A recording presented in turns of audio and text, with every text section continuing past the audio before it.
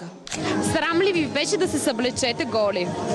Не, от какво да ни е срам. Хубавото не трябва да се скрие. Мене малко ме беше срам, обаче преодолях го.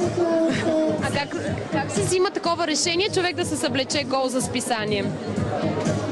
Мисля, че решението не се взима направо. Се действа. Няма смисъл. Няма какво толкова да го мислиш.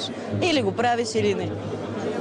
Аз първоначално не исках, обаче майка ми настояваше. Майка ти е настояла. Да, тя искаше аз да се снимам и заради нея се снимах. А защо е искала? Много интересно майка ти да те кара. Защото, може би, аз осъществявам нейни мечти, които не е успяла да осъществи, може би. Не мога да кажа, но тя имаше желание да се снимам. Загубихте или спечелихте след заснемането на корицата?